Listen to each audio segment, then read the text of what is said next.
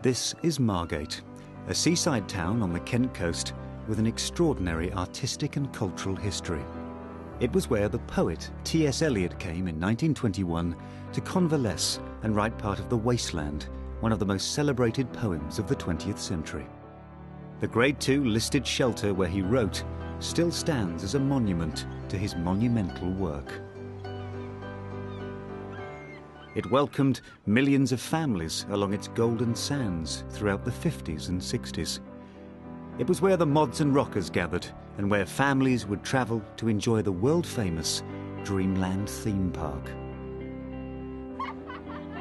But a chronic lack of investment, cheaper and more attractive foreign holidays, and a policy of neglect and disengagement left Margate and its communities blighted. That's the story that is often told.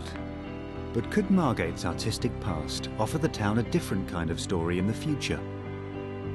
In the 1820s, Margate was J.W.M. Turner's favourite place to paint. More than 100 of Turner's works, including some of his most famous seascapes, were inspired by the East Kent coast. Turner remarked to the art critic John Ruskin that the skies over Thanet are the loveliest in all Europe.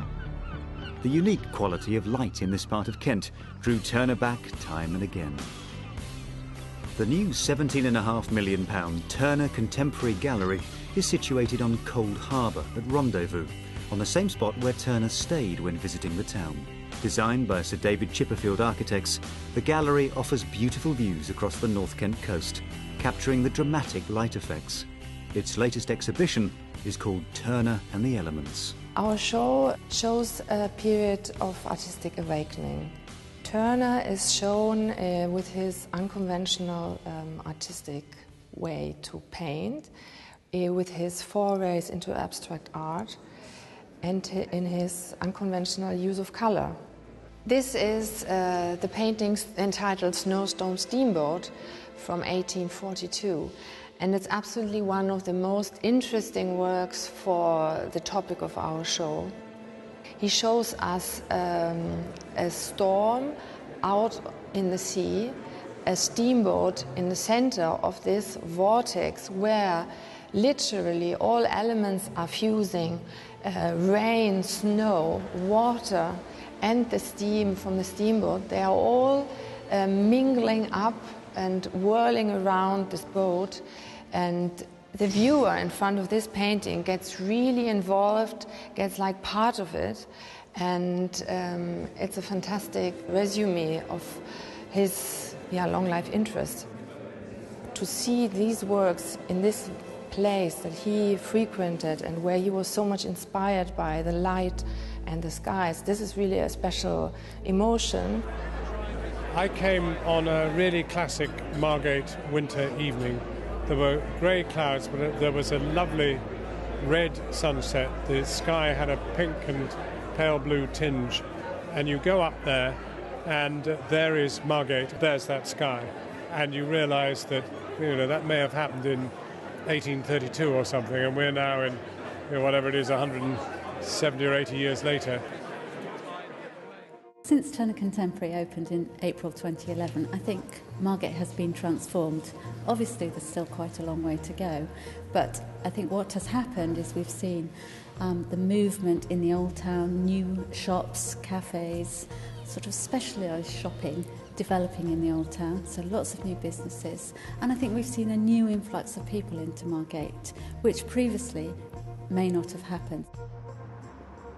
The Turner Contemporary Gallery is in close proximity to Margate's creative quarter, the Old Town, where a buzzing artistic community thrives. Limbo, just up the road, is an artist-led organisation started by Paul Hazelton, committed to the regeneration of the area through artistic engagement. Pie Factory is a commercial gallery and shop, as well as home to 5 workshops let on affordable rents to artists. And Blackbird is a workshop and retail space set up by textile maker Maxine Sutton in June 2010. My partner and myself moved from London to Ramsgate about 5 years ago. About a year after we moved, we got studio space around the corner in King Street.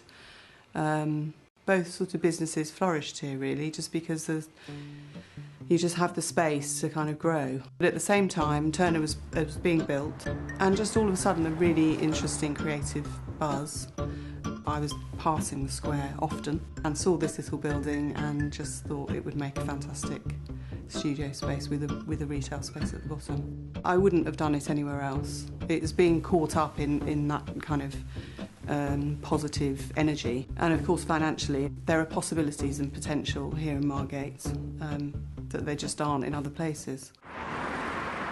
Dreamland at the opposite end of town is one of Britain's most famous seaside amusement parks.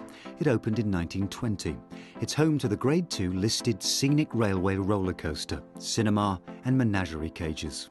The park was closed to the public in 2005, and all of the rides, apart from the scenic railway, were removed from the site. The Dreamland Trust proposes to create the world's first amusement park of historic rides. Well, the Dreamland Trust grew out of a campaign to save the Dreamland site. In 2003, the current site owners announced that they would close the site and redevelop into housing and retail units. And this was, too much for the community to bear because it had sustained a community for so long. So in the first stage, what we are working on is the full restoration of the scenic railway to its full working glory. We'll also be rebuilding a new station to the scenic railway. This was destroyed when we had a fire in 2008. We'll be restoring the historic rides that are part of the collection. We'll also be restoring the front entrance, which is here, the Dreamland Cinema, and the walk through into the park. The gallery being built here and opening has been hugely important for Margate as a whole. I think in terms of bringing people to Margate to see the gallery and see the artwork, there's an opportunity to see something else, which would be Dreamland. And so there is this relationship between the two sites and between the two offers, which is sort of culturally, geographically and historically at opposite ends of the spectrum you think wouldn't work, but actually together they give visitors coming into Margate this fantastic opportunity to see so much and understand so much more about our heritage. Turner's innovative techniques revolutionised landscape painting. Now, 190 years later, his legacy is helping to regenerate the town he loved to paint. To find out more, go to sky.com/arts.